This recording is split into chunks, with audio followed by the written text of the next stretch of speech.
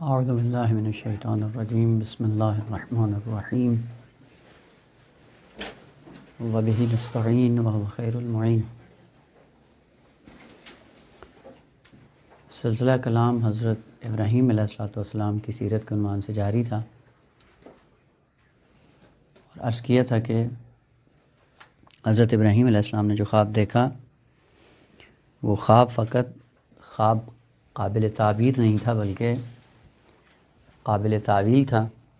تعویل کا آخری معنی جو ذکر کیا وہ یہ تھا کہ کبھی کبھی حقائق عالم کے جو پیچھے اسباب کار فرما ہوتے ہیں، اگر وہ اسباب معلوم ہو جائیں انہی اسباب کو تعویل کہا جاتا ہے۔ اور اس اعتبار سے انسان جو دنیا میں اعمال انجام دے رہا ہے، ان تمام اعمال کے پیچھے علل اور اسباب کار فرما ہے، اور ایک دن وہ ظہور پذیر ہو جائیں گے، اور جس دن وہ اسباب نمایاں ہو جائیں گے اس دن کو یوم القیامہ یا یوم الآخرت یا یوم الحشر کہا جاتا ہے۔ لہذا جو بھی دین پہ عمل کر رہا ہے اس کے پیچھے یقیناً اسباب کار فرما ہیں، اور وہ ایک دن نمایاں ہو جائیں گے۔ یہیں پہ ایک مطلب عرض کیا تھا کہ ایک قانون ہے، عرفی بھی ہے، شرعی بھی ہے، عقلی بھی ہے، کہ ہمیشہ اسباب اور مسببات کے درمیان ایک ارتباط ہوتا ہے، جس ارتباط کی بنیاد پہ وہ مسبب اپنے سبب سے وابستہ ہوتا ہے، معلول اپنی علت سے وابستہ ہوتا ہے۔ جہاں پہ علت ہوگی اپنے معلول کو کھینچ لے گی، اور جہاں پہ مسبب ہوگا اس کا رابطہ اپنے سبب کے ساتھ ہوگا۔ اس لیے عرض کیا تھا کہ بعض روایات میں ہے کہ وہ جو مخالفین ائمہ ہیں قیامت کے دن ان کے حسنات اور ان کی خوبیاں محبین اہل بیت کے نامہ اعمال میں درج کر دی جائیں گی۔ وجہ کیا ہے؟ چونکہ خیر کا ایک منبع ہے اور شر کا بھی ایک منبع ہے۔ جیسا کہ شر کا منبع شیطان ہے، اور جو بھی شیطان کا پیروکار ہوگا وہ اپنی سنخیت کے اعتبار سے سیئات کے ساتھ اس کا ارتباط ہوگا، اور ادھر سے اہل بیت چونکہ منبع خیر ہیں، اذا ذکر الخیر کنتم اولہ، خب آپ ہی مرجع ہیں خیر کا، تو خیر جہاں پہ ہوگی اپنے سبب سے متصل ہو جائے گی، اور جو خیر اپنے سبب سے متصل ہوگی اور جس دن یہ مطلب عیاں ہو جائے گا وہی دن تعویل کا دن ہوگا۔ لہٰذا ابھی اگر روایات میں کوئی مطلب بیان ہوتا ہے اس عنوان سے کہ مخالفین اہل بیت کے حسنات اہل بیت کے ماننے والوں کے نامہ اعمال میں درج ہو جائیں گے، تو یہ تعویل ہے۔ تعویل یعنی اسباب نمایاں ہو جائیں گے اور ہر چیز اپنی اصل سے وابستہ ہو جائے گی۔ کمائی کے جتنے سیئات ہیں اس کا منبع چونکہ ابلیس ہے، تو جو ابلیس کے ماننے والے ہیں وہ سیئات پلٹ کر انہی کے ساتھ درج ہو جائیں گے کہ جو علت تامہ ہے ان کے لیے یا اسباب کی حیثیت رکھتے ہیں۔ خوب، حضرت ابراہیم علیہ السلام نے حضرت اسماعیل علیہ السلام کو ذبح کیا۔ ذبح کرنے کے بعد دیکھا کہ ایک مرتبہ سیدھا لٹایا، سامنے سے گلے کو کاٹنا چاہا، گلا نہیں کٹا، پھر پشت کے بل گرا کے پیچھے سے گلے کو کاٹنا چاہا، چھری نے حضرت اسماعیل علیہ السلام کے گلے کو نہیں کاٹا ہے، اور اچانک دیکھا کہ ایک دمبا حضرت ابراہیم علیہ السلام کے سامنے آ گیا۔ جبرائیل علیہ السلام لے کر آئے اور حضرت ابراہیم کو حکم ہوا، وَنَادَيْنَاهُ أَن يَا إِبْرَاهِيمُ قَدْ صَدَّقْتَ الرُّؤْيَا، آپ نے اس رؤیا کو سچ کر دکھایا، اور یہ امتحان تھا آپ کے لیے، اور اس امتحان میں آپ کامیاب ہو گئے۔ إِنَّا كَذَلِكَ نَجْزِي الْمُحْسِنِينَ، ہم محسنین کو اسی طرح ہی جزا دیتے ہیں۔ اور یہ جزا کیا تھی کہ اسی امتحان کے نتیجے میں خداوند عالم نے درجہ احسان حضرت ابراہیم علیہ السلام کو عطا کر دیا، اور یہ وہ مقام ہے احسان کہ جس مرتبے پہ انسان فائز ہوتا ہے تو اس کی عبادت کا رنگ کچھ اور ہو جاتا ہے۔ اس لیے روایات میں ہے کہ اعبد ربک کأنک تراہ، اس طرح عبادت کرو اللہ کی کہ گویا اس کو دیکھ رہے ہو، اور اگر تم نہیں دیکھ رہے ہو فإنہ یراک، کم از کم یہ ہے کہ اگر آپ نہیں دیکھ پا رہے ہیں تو یقیناً خدا آپ کو دیکھ رہا ہے۔ اس تناظر میں جو عبادت ہوتی ہے اسے عبادت احسانی کہا جاتا ہے۔ مرتبہ احسان پہ آ کر انسان گویا کی منزل پہ آ جاتا ہے۔ اور گویا میں کیا ہوتا ہے؟ یعنی ایک تشبیہ ہے، یعنی جس طرح انسان اگر کسی حقیقت کو دیکھ رہا ہو تو اس کا رویہ کیسا ہوتا ہے؟ وہ اپنے آپ کو سمیٹ لیتا ہے. تو جو گویا کی منزل پہ ہوتا ہے وہ بھی اپنے آپ کو سمیٹ لیتا ہے. مثلا فرض کریں اگر انسان کے سامنے کوئی شخص کھڑا ہو اور دیکھ رہا ہو تو اس کے دیکھنے کی وجہ سے کبھی بھی اپنے آپ کو گناہ سے آلودہ نہیں کرتا ہے. تو منزل احسان یہ ہے کہ اگر خلوت میں بھی ہوں اسی کیفیت سے خداوند عالم کی عبادت انجام دیں اور اسی طرح خداوند عالم سے حیا کرتے ہوئے اپنے دامن کو خلوت میں بھی آلودہ نہ ہونے دیں. وہ یہ منزل احسان تھی کہ جس امتحان کے بعد حضرت ابراہیم علیہ السلام کو خداوند عالم نے وہ درجات عطا کیے کہ جس کے بعد حضرت ابراہیم علیہ السلام اسوہ بن گئے اور مرتبہ امامت پہ فاز. یہاں پہ روایات یہ بتاتی ہیں کہ جب ذبح اسماعیل علیہ السلام سے فارغ ہوئے اور ان کو معلوم ہوا کہ خداوند عالم نے یہ امتحان لیا ہے اور گوسفند یا دمبا جو ہے ان کے مقابلے میں ذبح ہو گیا ہے، یہاں سے روایات بتاتی ہیں کہ یہ وہ درجہ تھا یہاں پہ حضرت ابراہیم علیہ السلام مقام خلت پہ فائز ہوئے اور مقام خلت کے بعد خداوند عالم نے منصب امامت کو عطا کیا. ضمناً اشارہ کر دوں، البتہ بات مفصل ہے، اس میں وارد نہیں ہوتے ہیں کہ وَفَدَيْنَاهُ بِذِبْحٍ عَظِيمٍ کہ ہم نے فدیناہو فدیہ دیا، بدلہ دیا ہو اس اسماعیل کے بدلے میں کیا؟ ذبح عظیم کو، یعنی ذبح عظیم کو ہم نے جائے گزین کیا حضرت اسماعیل علیہ السلام کے. یہاں پہ اگر روایات آپ دیکھنا چاہیں تو روایات کا باب بہت مفصل ہے. بعض وہ روایات جو کہتی ہیں ذبح عظیم سے مراد فقط وہی دمبا یا گوسفند یا وہی جو جانور خداوند عالم نے جبرائیل کے توسط سے بھیجا، مراد وہی ہے، وہ حیوان اور وہ جانور ہے جس کو حضرت ابراہیم علیہ السلام نے ذبح فرمایا. اور بعض روایات جو ہیں وہ بتاتی ہیں کہ نا اس ذبح عظیم سے مراد امام حسین علیہ السلام کی ذات گرامی ہے کہ جن کو ذبح عظیم کے عنوان سے بیان کیا جاتا ہے. اور وہ روایت ہے اس میں عیون و اخبار رضا میں بھی ہے، صاحب بہار میں مرحوم مجلسی نے بھی نقل کیا ہے. لیکن اگر روایات کی کثرت دیکھی جائے تو وہ روایات جو ذبح عظیم کو بعنوان گوسفند ذکر کر رہی ہیں وہ کثرت سے ہیں، اور وہ جو مصداق کو بعنوان امام حسین ذکر کر رہی ہیں وہ کم ہیں. البتہ باب تعارض میں جا کر دیکھیں گے کہ وہ روایات جو قرآن کے ساتھ زیادہ سازگار ہیں وہ یقیناً مقدم ہوں گی، اور وہ جو قرآن کے ساتھ سازگار نہیں ہیں وہ قابل قبول نہیں ہوگی. اب تحقیق آپ لوگوں کی ہے کہ کس نتیجے تک آپ پہنچتے ہیں. صرف ایک اشارہ کر دیں کہ آیا جانور عظیم تھا؟ جانور میں کوئی خصوصیت نہیں ہے. یہ ذبح عظیم میں جو عظمت آئی ہے یہ عظمت اس وجہ سے نہیں ہے کہ جانور ہے، عظمت اس وجہ سے ہے کہ خداوند عالم نے بھیجا ہے اور خداوند عالم کے حکم سے ذبح ہو رہا ہے اور حضرت جبرائیل علیہ السلام لے کر آنے والے ہیں، اور وہ جو خداوند عالم کے حکم سے وقوع پذیر ہو اس کے اندر خود بخود عظمت آ جاتی ہے. بس ذبح عظیم اس وجہ سے ذبح عظیم کہلا رہا ہے چونکہ امر خدا ہے، مأمور الہی ہے، اس لیے ذبح عظیم بن رہا ہے. واللہ جانور کے اندر کوئی اتنی خصوصیت نہیں ہے کہ جس کو عظمت کے ساتھ یاد کیا جائے. اور ثانیہ یہ ہے کہ لفظ عظیم اگر آپ قرآن میں دیکھنا چاہیں تو لفظ عظیم کئی ایک چیزوں کی صفت کے طور پہ استعمال ہوا ہے. مثلا کبھی عذاب عظیم، خزی عظیم اور سحر عظیم، یعنی رذائل کے لیے بھی لفظ عظمت کو یاد کیا گیا ہے اور کمالات کی دنیا میں بھی لفظ عظیم استعمال ہوا ہے قرآن میں. اگر لفظ عظیم کے اندر ہی کوئی اتنا کمال ہو تو پھر رذائل کے لیے کم از کم اس کلمے کو استعمال نہیں ہونا چاہیے. مثلا سحر کے لیے لفظ وَجَاءُوا بِسِحْرٍ عَظِيمٍ، بہت عظمت کے ساتھ یاد کیا جا رہا ہے سحر کو. اس کا یہاں پہ عظمت کا معنی وہ نہیں ہے جو کمال کے لیے کلمہ استعمال ہوتا ہے، یا عذاب عظیم یا خزی عظیم، یہ رذائل جتنے بھی ہیں ان کو بھی لفظ عظیم کے ساتھ یاد کیا جا رہا ہے. بس اس سے پتہ چلتا ہے کہ لفظ عظیم ذو معنی ہے. ذو معنی سے مراد یہ دونوں کے لیے استعمال ہوتا ہے، رذائل کے لیے بھی اور فضائل کے لیے بھی، حسنات کے لیے بھی استعمال ہوتا ہے، سیئات کے لیے بھی استعمال ہوتا ہے.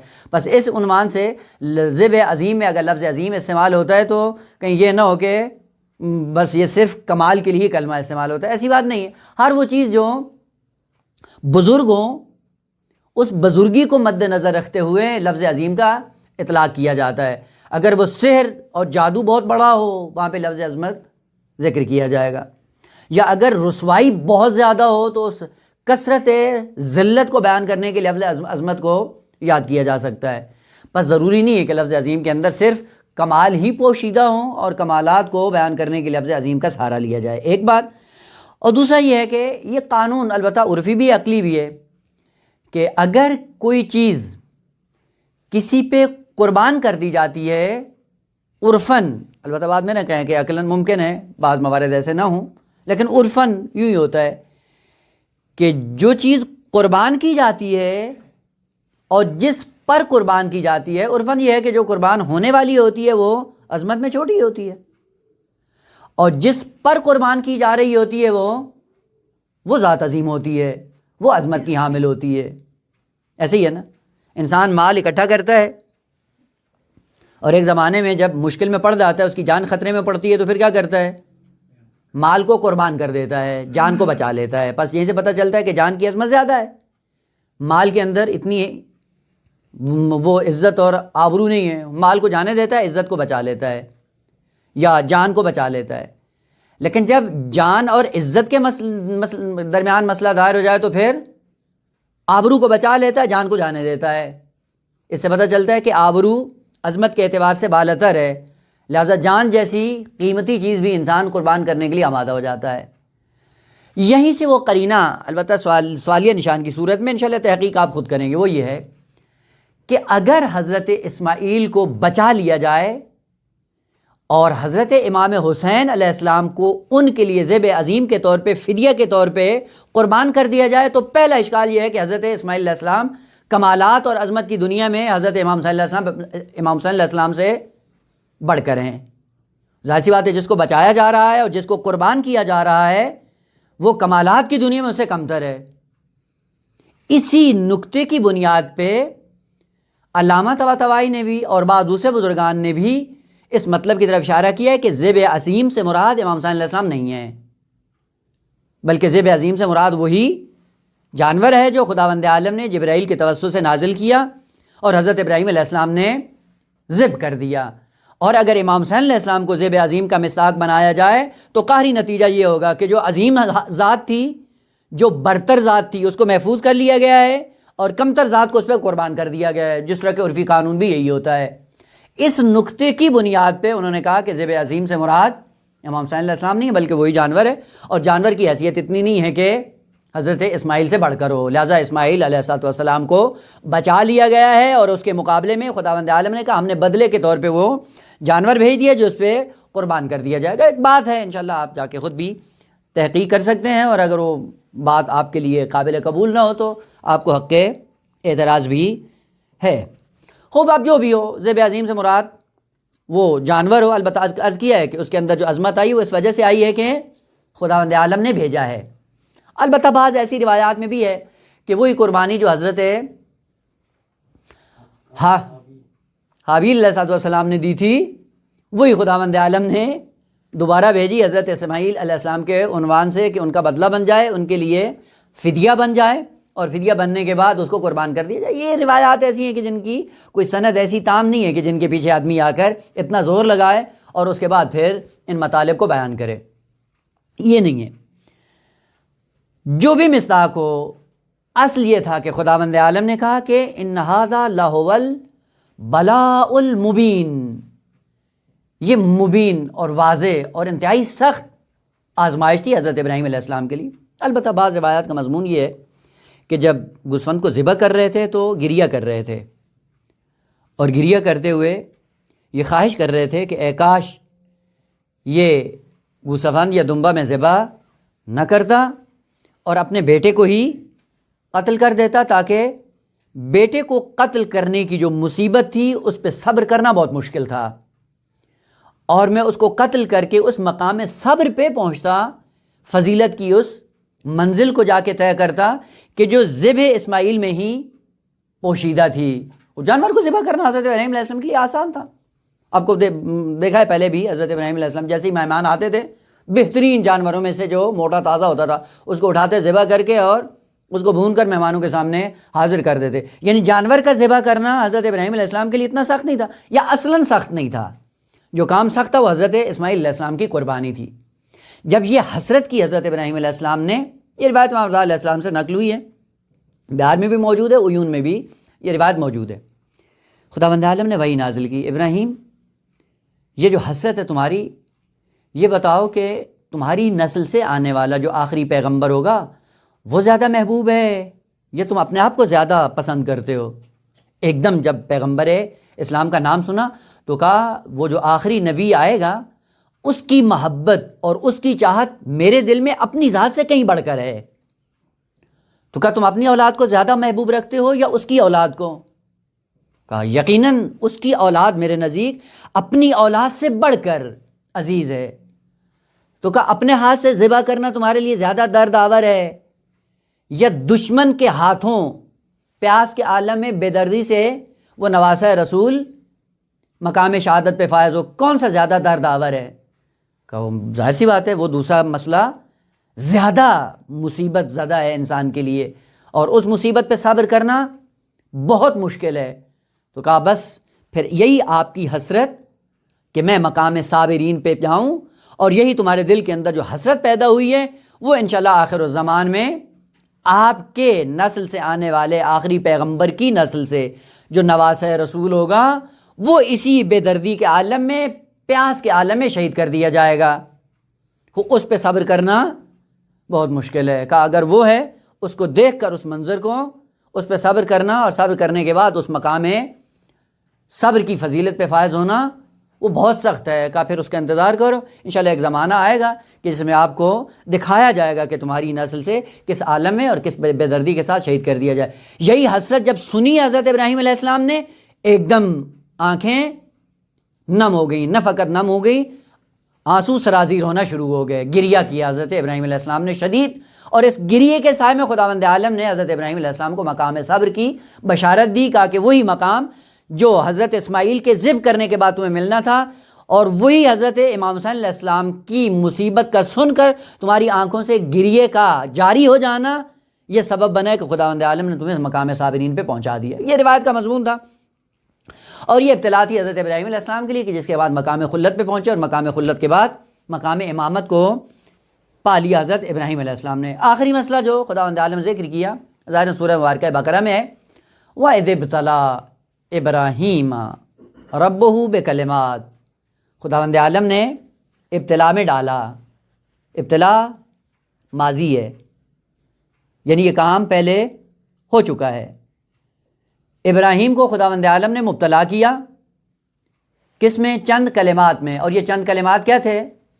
وہ سارا دورانیہ جو حضرت ابراہیم علیہ السلام کا گزرا ہے اور جو واقعات حضرت ابراہیم علیہ السلام کی زندگی میں رونما ہوئے ہیں وہ سارے کے سارے کلمات تھے.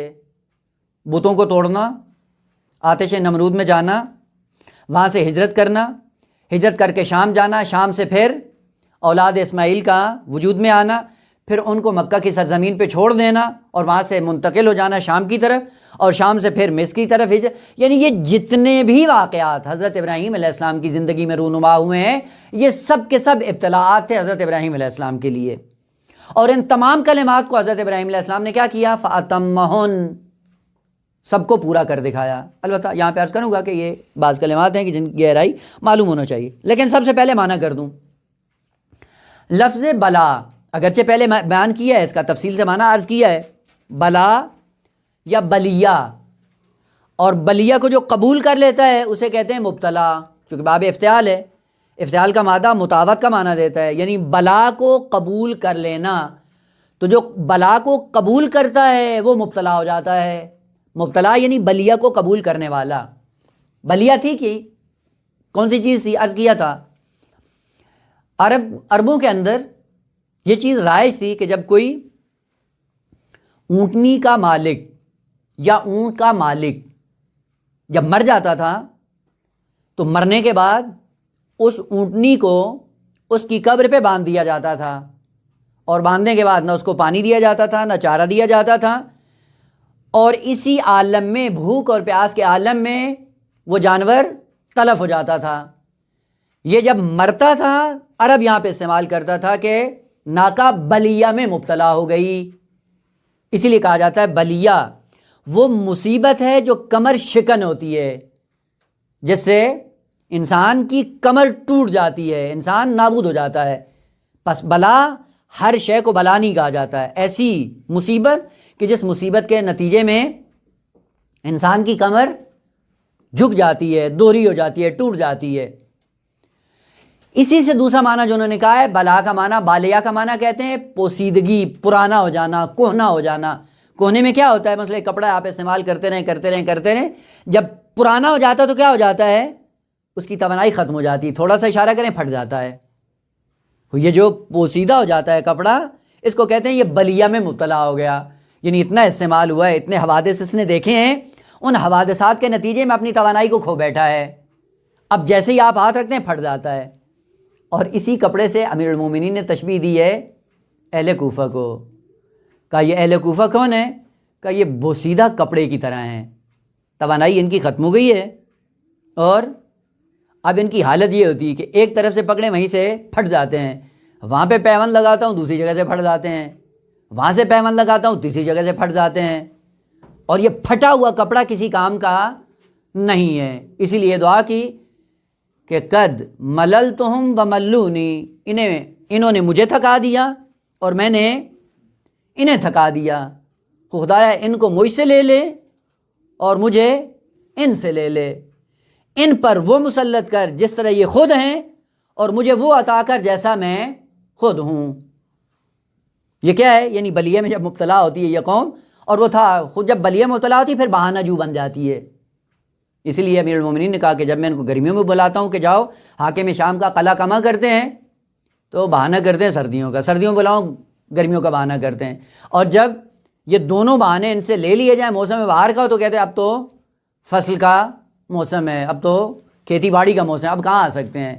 یعنی جب بھی میں نے بلایا انہوں نے ٹال مٹول کی، اور ٹال مٹول کرتے کرتے نتیجہ یہ نکلا کہ ایک ایسا زمانہ آ گیا ہے کہ اب امیر المومنین کی زندگی کے آخری لمحات ہیں، امیر المومنین جا رہے ہیں اور وہ ناسور اسلام کے اندر باقی ہے۔ اور یہاں پہ پھر امیر المومنین نے مستقبل کے حالات کو بیان کیا کہ تمہاری ٹال مٹول کے نتیجے میں اب انجام یہ ہوگا کہ تم پہ ایسا مسلط ہونے والا ہے کہ جب تم کوئی دعا کرو گے مستجاب نہیں ہوگی، اور ہوا بھی ایسے ہی۔ اور کہا اس کا نتیجہ کیا ہوگا؟ کہ جتنے بھی تمہارے اندر ابرار اور محسنین ہیں وہ ایسی بے دردی کے عالم میں شہید کر دیے جائیں گے اور کوئی پرسان حال بھی نہیں ہوگا۔ اور حاکم شام نے یہی کام کیا، جتنے بھی اصحاب خاص امیر المومنین تھے چن چن کر ایک کو بے دردی کے ساتھ اس نے شہادت پہ پہنچایا ہے اس ملعون نے۔ خوب بلیہ کا معنی کر رہے تھے، ایسی مصیبت جو انسان کی کمر کو توڑ دے۔ سوال آئی فقط کلمہ مصیبت کے لیے استعمال ہوتا ہے؟ مصیبتیں یوں ہوتی ہیں؟ نہ، کبھی کبھی نعمتوں کے سائے میں انسان اتنا گھر جاتا ہے کہ راہ مستقیم سے منحرف ہو جاتا ہے۔ بس ضروری نہیں ہے کہ مصیبت ہی انسان کی کمر توڑ دے، اور کمر توڑ دینے کا معنی کیا ہے؟ انسان حرکت کرنے کے قابل نہیں ہوتا۔ کبھی نعمتوں میں اتنا گھر جاتا ہے کہ صراط مستقیم چلنے کے قابل نہیں ہوتا ہے۔ نعمتیں آتی ہیں، صراط مستقیم بھول جاتا ہے، خدا کو بھول جاتا ہے، انسانیت کو بھول جاتا ہے۔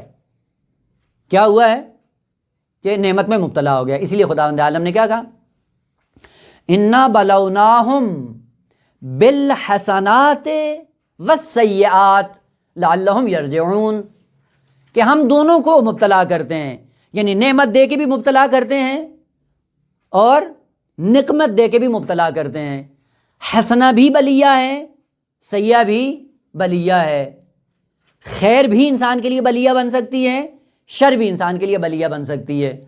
کتنے ایسے لوگ ہیں جو مصیبت کے عالم میں خدا کو یاد رکھتے ہیں، لیکن جیسے ہی مصیبت ٹلتی ہے نعمت سے مالا مال ہوتے ہیں، کیسے ہو جاتے ہیں؟ فرعون، پھر اپنا راستہ بھی بھول جاتے ہیں اور دوسروں کے راستے بھی بند کرنا شروع کر دیتے ہیں۔ یہ کیسا ہے؟ یہ بھی ایک مصیبت ہے، اپنے لیے بھی مصیبت بنا ہوا ہے اور پورے معاشرے کے لیے بھی بلیہ بنا ہوا ہے۔ بس بلا کا معنی فقط مصیبتوں کے لیے نہیں ہے، بس اوقات نعمتوں کے نتیجے میں آ کر فرعون بن جاتا ہے اور اپنا راستہ بھول جاتا ہے، خدا کو بھول جاتا ہے، صراط مستقیم کو بھول جاتا ہے، دین کو بھول جاتا ہے، انسانیت کی اقدار کو بھول جاتا ہے۔ لہذا بلیہ دونوں طرف سے استعمال کیا جا سکتا ہے۔ خداوند عالم فرماتا ہے کہ ہم نے بلیہ دیا حضرت ابراہیم کی زندگی میں، اور بلیہ کے بعد حضرت ابراہیم اس میں مبتلا ہو گئے، اور مبتلا ہونے کے بعد ہوا کیا کہ انہوں نے کلمات کو مکمل کر دیا۔ ضمناً اشارہ کر دوں کہ لفظ بلیہ کیوں مصیبت آتی ہے، یہ بلیہ میں خداوند عالم کیوں مبتلا کرتا ہے؟ بسا اوقات بعض چیزیں سامنے کی ہوتی ہیں اور ان کے اندر ایک حقیقت پوشیدہ ہوتی ہے جو ظاہری آنکھوں سے نظر نہیں آتی، اس پوشیدہ حقیقت کو برملا کرنے کے لیے بلیہ میں کسی کو مبتلا کیا جاتا ہے۔ پس بلا کا معنی کیا ہوتا ہے؟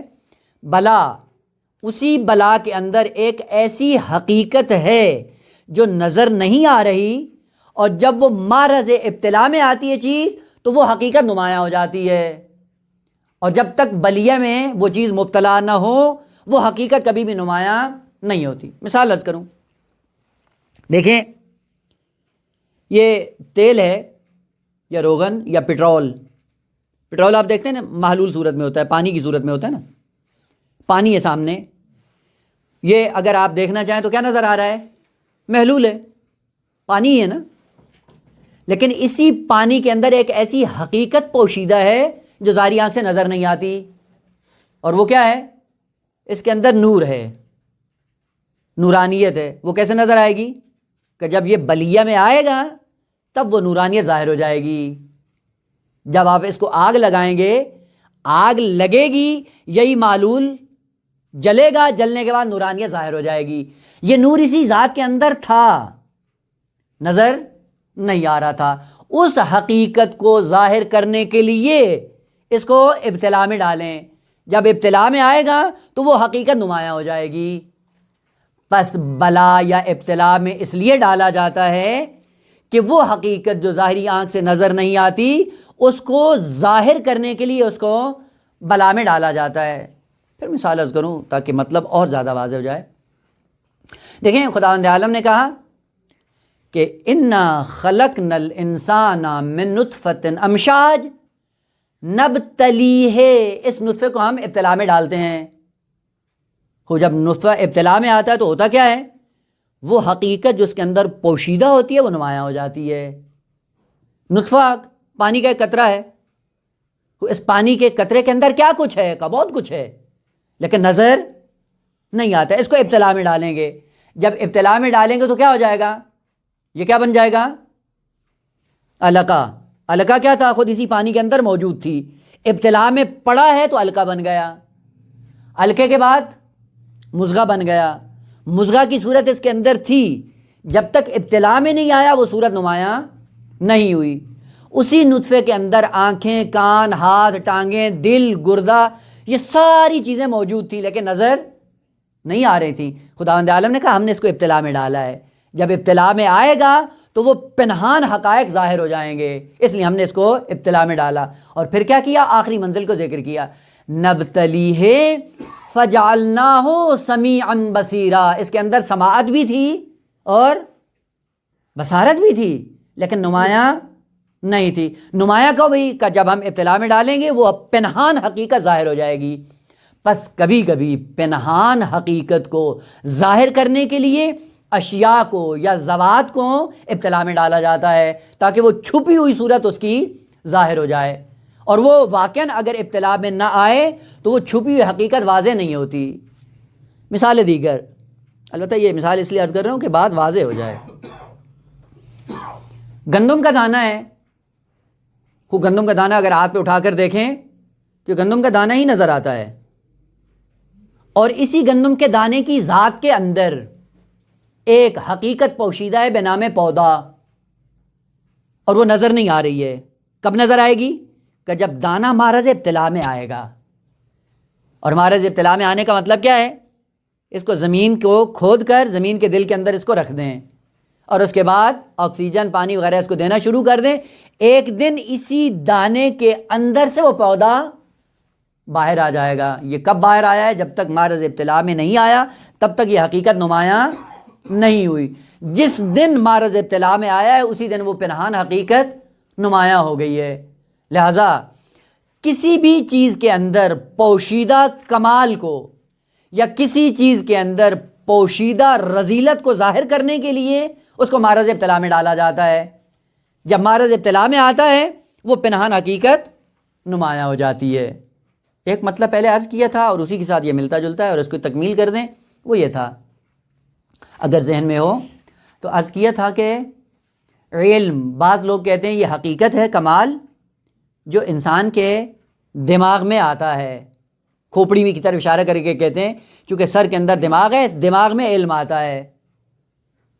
وہ بعد میں جب ہم نے کھوپڑی کو کھول کے آپریشن کر کے دیکھیں تو پتہ چلتا ہے بھیجا ہے، اس کے اندر کچھ بھی نہیں ہے. یہ کیا ہے؟ اس کھوپڑی میں نہیں آتا. پھر کہاں آتا ہے؟ وہ دوسرا نظریہ یہ بیان ہوا کہ نا، علم نفس انسانی میں آتا ہے، جس کو کہتے ہیں سینہ یا صدر یا قلب بھی کہہ لیں، فرق نہیں کرتا، نفس کہہ لیں تو تعبیر جامع تر ہے کہ نفس انسانی میں علم خداوند عالم بھیج دیتا ہے، نازل کرتا ہے. عرض کیا تھا کہ یہ نظریہ بھی درست نہیں ہے، جس کی دوسری تعبیر یہ تھی کہ علم کیف نفسانی ہے. کیف نفسانی یعنی ایک کیفیت ہے جو خداوند عالم کی طرف سے نازل ہوتی ہے نفس انسانی میں، اور علم صفت نفس انسانی بن جاتا ہے، نفس علم سے متصف ہو جاتا ہے. عرض کیا تھا کہ علم آتا نہیں ہے بلکہ علم اپنی جگہ پہ موجود ہے، انسان حرکت کر کے علم سے متصل ہوتا ہے. یہ تیسرا نظریہ تھا کہ علم اپنی جگہ پہ ہے، انسان حرکت کر کے وہاں تک جاتا ہے. ابھی تک یہ تین نظریے بیان ہوئے تھے، اور نظریہ قرآنی کیا ہے؟ کہا کہ یہ تینوں درست نہیں ہیں. نہ دماغ میں آتا ہے، نہ نفس انسانی میں آتا ہے، اور نہ انسان چل کر علم کی حقیقت سے متصل ہوتا ہے، بلکہ کیا ہے کہ یہ علم انسان کی ذات کے اندر پوشیدہ ہے اور ذات سے ہی باہر آتا ہے. اور اس ذات کو علم جیسا پودا اگانے کے لیے بعض شرائط اور عوامل کی ضرورت ہے. جیسا آج کیا کہ گندم کے دانے سے پودا اس کی ذات سے باہر آیا ہے، باہر سے کوئی چیز اس پہ تحمیل نہیں ہوئی ہے. دیکھا آپ نے کہ پودا باہر سے اس کے اندر نہیں ڈالا گیا ہے، بلکہ یہ پودے کی شکل اور پودے کی حقیقت اسی گندم کے دانے کے اندر تھی اور وہی اندر سے نکلا ہے. اگر وہ اسباب فراہم کر دیں وہ پودا نکھر آتا ہے، اور وہ اگر اسباب فراہم نہ کریں تو یہ دانہ کیا ہوتا ہے؟ وہیں پہ نابود ہو جاتا ہے، ڈھیر ہو جاتا ہے. مثلا اسی گندم کے دانے کو آپ چکی میں ڈال دیں، کیا ہو جائے گا؟ پودا نکلے گا یا آٹا بن جائے گا؟ آٹا بن جائے گا. اب پودا کدھر گیا؟ وہ کہا پودا بننے کے لیے خاص اسباب کی ضرورت ہے. وہ خاص اسباب جب فراہم کریں گے اسی گندم کے دانے کے دل سے پودے کی حقیقت باہر آ جائے گی.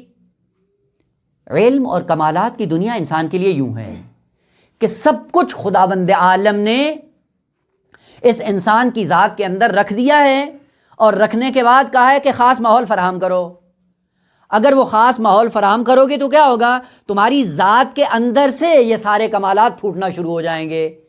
اس لیے خداوند عالم نے کیا کہا کہ تقوی الہی اختیار کرو. تقوی وہ ماحول ہے جس ماحول میں علم انسان کی ذات سے باہر آتا ہے، پودا علم نشو و نما پاتا ہے، اور پھر اس پودے کے سائے میں یہ انسان بھی زندگی بسر کرتا ہے، اور اس نورانیت میں پوری بشریت بھی اپنے سفر کو جاری رکھتی ہے. بس یوں نہیں ہے کہ اوپر سے آتا ہو یا انسان چل کر وہاں جاتا ہو، نا، یہ علم انسان کی ذات سے باہر آتا ہے، اور اس ذات سے باہر آنے کے لیے کیا ہے؟ ایک خاص ماحول چاہیے. چونکہ آپ کو پتہ ہے نا، ہر پودا ہر جگہ اگتا نہیں ہے. آپ دیکھ لیں ابھی یہ آم کے درخت ہیں، وہ پاکستان میں موجود ہوتے ہیں، آپ کم میں لگا کر دیکھیں، چونکہ کم کا ماحول آم کے درخت کے ساتھ سازگار نہیں ہے، لہذا جتنا بیج لگاتے جائیں وہ پودا تھوڑا سا نکلتا ہے وہیں پہ سوکھ جاتا ہے. کیوں؟ چونکہ ماحول فراہم نہیں ہے. اسی لیے کہا جاتا ہے کہ کمالات کے لیے ماحول بڑا مؤثر ہے. اسی لیے کہا جاتا ہے پہلے ماحول کو پاک و پاکیزہ بناؤ، اس کے بعد پھر بیج کو بونا شروع کریں. وَإِلَّا ماحول فراہم کیے بغیر اگر بیج بو دیا، بیج ضائع ہو جائے گا. اب پتہ چلتا ہے کہ امام حسین علیہ السلام نے جب کہا کہ میں انما خرج لطلب الاصلاح فی امت جدی، امت کی اصلاح کو نکلا ہوں. وہ سوال، امت اس وقت حج کر رہی تھی، نمازیں پڑھ رہی تھی، روزے رکھ رہی تھی، کار خیر کر رہی تھی، وہ امام حسین علیہ السلام کہہ رہے ہیں کہ امت فاسد ہو گئی ہے۔ یہی وہ سوال ہے جو انسان کو اکساتا ہے اس بات پر کہ وہ کون سا فساد تھا جو امام کو نظر آ رہا تھا اور آج کل ہمیں نظر نہیں آ رہا ہے۔ وہ یہ تھا کہ جب تک ماحول پیدا نہیں ہوگا، اس ماحول کے بغیر اسلام اپنی تعلیمات کو آگے نہیں بڑھا سکتا ہے۔ پہلے وہ ماحول صحیح کرو، ماحول صحیح کرنے کے بعد دین کا پودا لگاؤ، پھر وہ پروان چڑھے گا۔ کہ وہ ماحول کیا ہے؟ کہ اگر یہ ماحول صحیح ہوتا تو کبھی بھی یزید مسند خلافت پہ آ کے نہ بیٹھتا۔ اس کا مطلب ہے یزید اگر خلیفہ رسول بن کر آ کر مسند خلافت پہ بیٹھتا ہے تو امت فاسد ہو چکی ہے، اور اس امت کا فساد باعث بن رہا ہے کہ یزید جیسا شخص شارب الخمر، فاسق و فاجر، قاتل نفس محترمہ مسند خلافت پہ جائے گزین ہو گیا۔ کس کی وجہ سے؟ ماحول کی وجہ سے۔ اگر ماحول پاک و پاکیزہ ہوتا تو یہ کبھی بھی واقعہ رونما نہ ہوتا۔ اس لیے امام حسین علیہ السلام نے کہا جڑ سے ان کی اصلاح کرو، خود پہلے امت کو بیدار کرو، یہ صحیح ہوں، جب یہ صحیح ہوں گی یزید کو خود ہی اٹھا کے مسند خلافت سے نیچے اتار لیں گی۔ کبھی کبھی ہوتا یہ ہے، اگر مثال کے ذریعے عرض کرنا چاہیں، مثلا فرض کریں آپ سب مل کے ایک کشتی میں سوار ہوں، ہر ایک آدمی اپنی نماز میں لگا ہوا ہو، اپنی عبادات میں لگا ہوا ہو، اور ایک آدمی بیٹھ کے کشتی کو سوراخ کر رہا ہو۔ جب ان سے کہا جائے وہ سوراخ کر رہا ہے، جواب ملے کہ ہم سے کیا مطلب ہے، کرنے دو اس کو، ہم تو اپنی نمازیں پڑھ رہے ہیں، اپنے دین کو بچا رہے ہیں۔ عقل کیا کہتی ہے کہ جو تمہارے اندر احساس ذمہ داری مر گیا ہے اور یہ کہہ رہے ہو کہ وہ جو سوراخ کر رہا ہے اس کا ہم سے کیا مطلب ہے، ایک دن ایسا آئے گا کہ وہ جو سوراخ کرتا جا رہا ہے وہ سوراخ بڑا ہوتا جائے گا، اور اس سوراخ کے بڑے ہونے سے یہ کشتی تمہیں تمہاری عبادتوں سمیت غرق کر دے گی۔ اسی لیے امام حسین علیہ السلام نے کہا کہ آج تم کعبے کا جو طواف کر رہے ہو اور ماحول تمہارا فاسد ہو چکا ہے، ایک دن ایسا آئے گا کہ یہ کعبہ بھی نابود ہو جائے گا۔ اور آپ نے دیکھا کہ 30 سال کیا ہوا، کعبہ مسمار ہو گیا، منجنیق کے ساتھ کعبے کو ویران کیا گیا۔ وہ امام صلی اللہ علیہ وسلم نے اس وقت ارشاد فرمایا تھا کہ آج عبادتوں کا ٹائم نہیں ہے، آج کعبے کو بچانے کا وقت ہے۔ اگر کعبہ بچ جائے گا تو عبادتیں جاری و ساری رہیں گی، لیکن اگر کعبہ ہی نہ رہا تو عبادتیں کس کام کی ہیں؟ بس کبھی کبھی بلیہ اس لیے ہوتا ہے کہ وہ باطن کی حقیقت کو نمایاں کیا جائے۔ اب وہ باطن کی حقیقت کیا ہوگی؟ وہ باطن اگر پاکیزہ ہوگا تو وہ حقیقت پاکیزہ سامنے آئے گی ابتلا کے نتیجے میں، اور اگر باطن پست اور نجس اور پلید ہوا تو وہ حقیقت پلید باہر آئے گی۔ اس لیے کیا کہا کہ بنو امیہ بھی ابتلا میں قرار پائے، جس کا نتیجہ کیا ہوا؟ شجرہ ملعونہ بن گیا، شجرہ خبیثہ بن گیا۔ یعنی جب ابتلا میں آئے تو کیا بنا؟ اندر سے کیا نکلا؟ سوائے حقیقت پست اور رذل اور پستی کے علاوہ کچھ بھی نمودار نہیں ہوا۔ بس بلیہ اس لیے ہوتا ہے کہ وہ پنہان حقیقت ظاہر کی جائے۔ وہ پنہان حقیقت اگر حسنہ ہے تو حسنہ کی صورت میں ظاہر ہوگی، اور اگر سیئہ ہے تو سیئہ کی صورت میں باہر آئے گی۔ حضرت ابراہیم علیہ السلام کو خداوند عالم نے کہا وَإِذِ ابْتَلَىٰ، ہم نے مبتلا کیا ان کو۔ کس میں کے ساتھ؟ کلمات کے ساتھ۔ خود جیسے جیسے کلمات آتے گئے کیا نکلتا رہا باہر؟ حضرت ابراہیم کی ذات سے کیا نکلا ہے؟ سوائے خیر اور حسنہ کے کوئی چیز ظاہر نہیں ہوئی۔ جس طرح امتحان آتا تھا ویسے باطن اور زیادہ نمایاں ہو جاتا تھا۔ ہر بلیہ کے بعد ایک درجہ حضرت ابراہیم کا بڑھ جاتا تھا، اور یہ درجات جو ذات سے ہی نکل رہے ہیں یہ ابتلا کے نتیجے میں نکل رہے ہیں۔ خوب ہر کلمے کو حضرت ابراہیم علیہ السلام نے تمام کر دیا، فَأَتَمَّهُنَّ، تمام کلمات کو پورا کر دیا۔ البتہ یہ دو کلمے ہیں، ایک تمام اور ایک کمال، اور دونوں کے مقابلے میں ہم ایک ہی معنی استعمال کرتے ہیں۔ تام کے مقابلے میں کیا کہیں گے؟ نقص۔ کمال کے مقابلے میں بھی کیا کہیں گے؟ نقص۔ یہ ناقص سے کامل ہو گیا، ناقص سے تام ہو گیا، ایسا نہیں ہے۔ کمال کے مقابلے میں نقص ہے، تام کے مقابلے میں نقص نہیں ہے۔ تام کے مقابلے میں عیب ہے۔ جہاں عیب ہو عیب کو برطرف کر دیں، کہا جائے گا یہ چیز تام ہو گئی، اور جہاں چیز ناقص ہو اگر اس کو مکمل کر دیں کیا کہیں گے؟ چیز کامل ہو گئی۔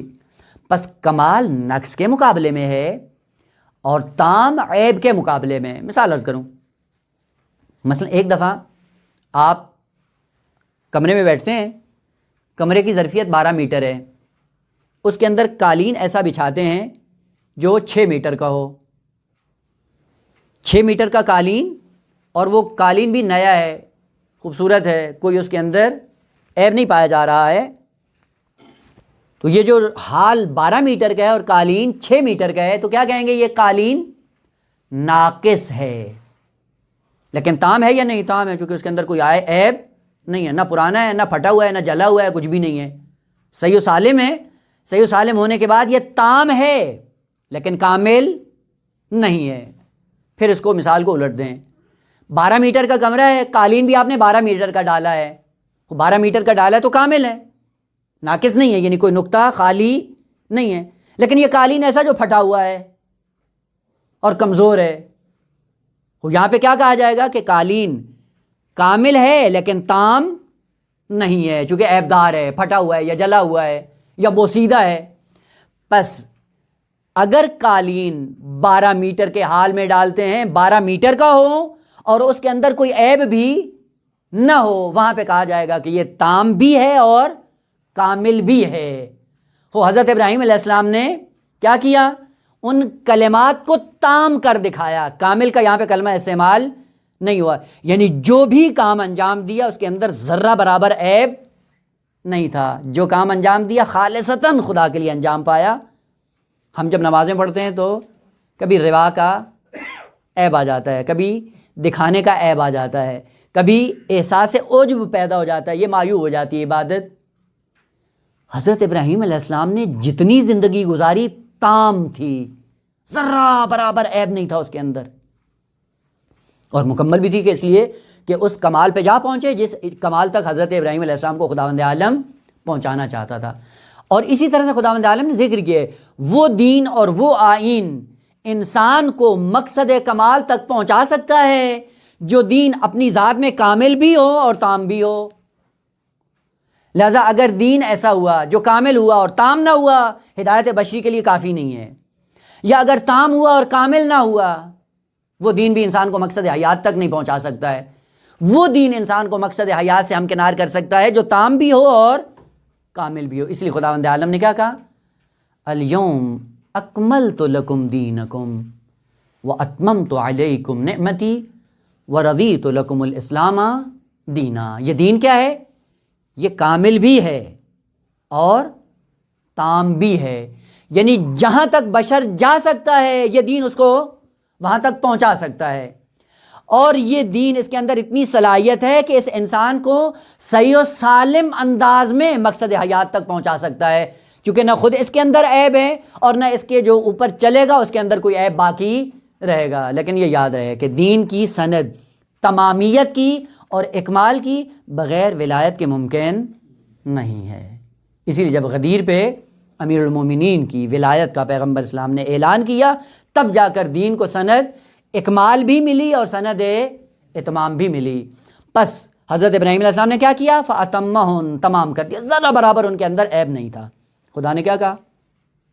انی جاعلک للناس اماما، آپ کو میں نے بشریت کا امام بنا دیا۔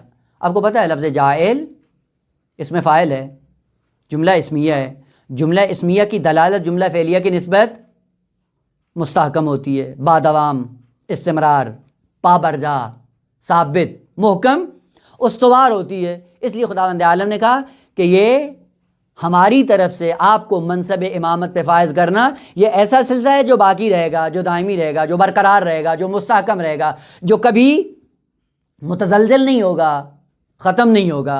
ایک اور کہا للناس، دیکھیں یہ لام یہاں پہ جو استعمال ہوا لام جارہ، یہ لام انتفاع کے معنی میں ہے، یعنی ہم نے جو آپ کو امامت دی ہے یہ اس لیے دی ہے کہ آپ کسی مقام پہ جا پہنچیں گے، یہ اس لیے دیا ہے کہ آپ کی ہم کوئی مشکل حل کر رہے ہیں، یہ اس لیے دیا ہے کہ آپ کے اندر کوئی نقص تھا جس کو پورا کر رہے ہیں، کہنا یہ بشریت کا اس میں فائدہ تھا کہ آپ جیسی ذات کو امام بنایا جائے،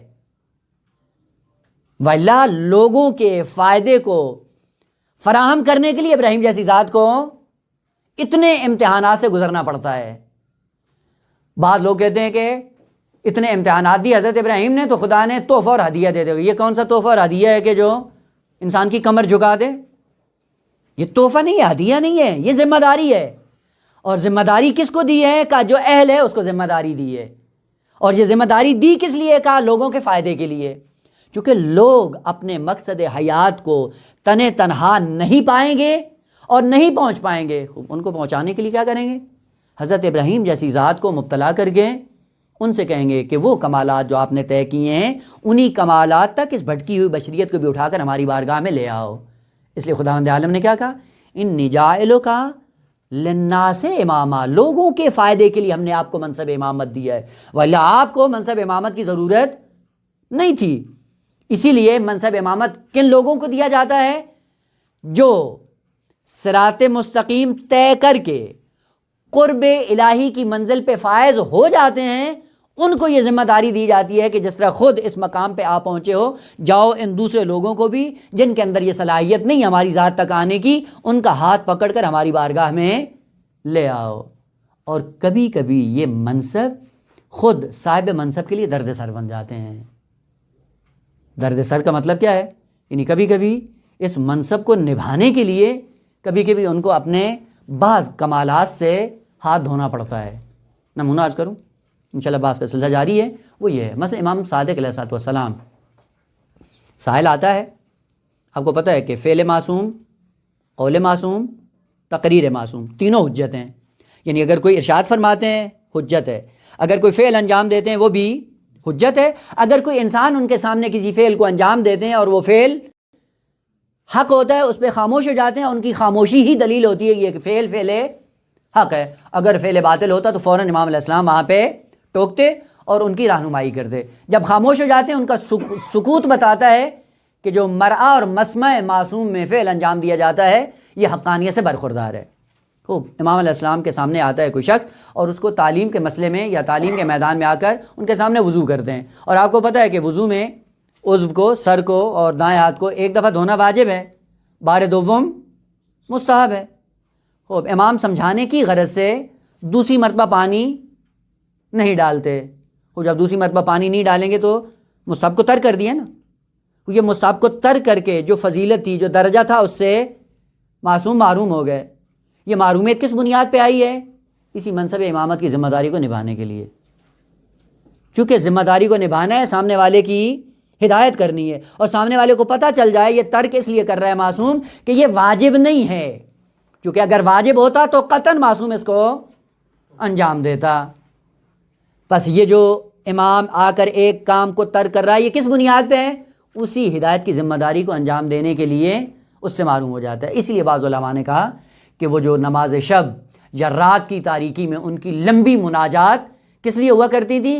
فقط انہی تعلیمی موارد کو جبران کرنے کے لیے گریہ‌وزاری کرتے تھے کہ وہ کمال ہم سے کیوں چھن گیا، اگرچہ ہم آئے تھے ہدایت کے لیے، اور ہدایت کرنا بھی اللہ کے حکم سے تھا، اور اس مرتبے پہ فائز ہونا، اور اس کا بہترین نمونہ جناب مریم کا ہے۔ جب تک حضرت عیسیٰ علیہ السلام دنیا میں نہیں آئے تو کیا تھا؟ وہ سارے پھل خداوند عالم خود بھیج دیتا تھا۔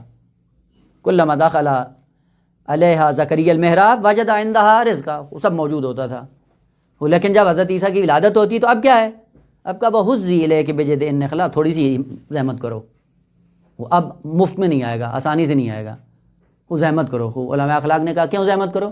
وہ کہا پہلے 100% توجہ خدا کی طرف تھی، اب اس توجہ کا حصہ کچھ حضرت عیسیٰ پہ بھی لگتا ہے، اگرچہ عیسیٰ کیا ہے؟ عبد خدا ہے، ولی خدا ہے، اور ولی خدا کی خدمت میں بالآخر غیر اللہ ہے، کہ جب اس کی طرف توجہ بڑھتی ہے کہ ویسے ویسے زحمت بڑھتی جا رہی، اب آسانی سے نہیں آئے گا، اب کیا کرو؟ اب تھوڑی سی حرکت کرو، حرکت کرو گی تو یہ کھجور تمہیں پھل دینا شروع کر دے گا۔ اور یہی وجہ ہے کہ جو انسان جتنا جتنا خدا سے دور ہوتا ہے اتنا اتنا گرفتار ہوتا جاتا ہے، اتنا اتنا مشکلات کا شکار ہوتا جاتا ہے۔ بس کبھی کبھی یہ منصب اور منصب امامت یا منصب رسالت یا منصب نبوت خود معصوم کے لیے درد سر بن جاتا ہے۔ ادھر سے ذمہ داری کہ ان کو سمجھانا ہے، سمجھانے کے لیے بعض کام ان کو ترک کرنے پڑتے ہیں، ترک کرنے کے نتیجے میں ہوتا کیا ہے کہ اس کمال سے محروم ہو جاتے ہیں، اور یہ کمال سے محروم ہونا ہی خود ان کے لیے ایک درد سر ہو جاتا ہے۔ پھر اس کا جبران کرنے کے لیے لمبی لمبی مناجات، گریہ وزاری، شب بیداری اور اپنے آپ کو زحمات میں مبتلا کر کے اس چیز کا جبران کرتے ہیں جو مقام تعلیم ان سے فوت ہو چکی ہوتی ہے۔ بس یوں نہیں تھا کہ خداوند عالم نے مرتبہ امامت ہدیے میں دیا ہے، ہدیہ نہیں ہے، یہ تحفہ نہیں ہے، یہ ذمہ داری ہے، اور اسی لیے کہا کہ انی جاعلک للناس، لوگوں کے فائدے کے لیے آپ کو امامت دی ہے، ولی آپ کو امامت کی ضرورت نہیں تھی۔ آپ نے درجات کو طے کیا ہے، کمالات کو طے کیا ہے۔ خوب اگر حضرت ابراہیم کے لیے ہوتا تو پھر خداوند عالم کہتا ہے یہ تیرے فائدے کے لیے میں نے تجھے امامت دی ہے۔ خدا نے یہ نہیں کہا کہ تیرے فائدے کے لیے دی ہے، کہا لوگوں کے فائدے کے لیے تجھے امامت دی ہے۔ البتہ اس کے بعد حضرت ابراہیم علیہ السلام نے سوال کیا، قال ومن ذریتی، جواب کیا آیا؟ قال لا ینال عہدی الظالمین۔ سلسلہ کلام جاری ہے کہ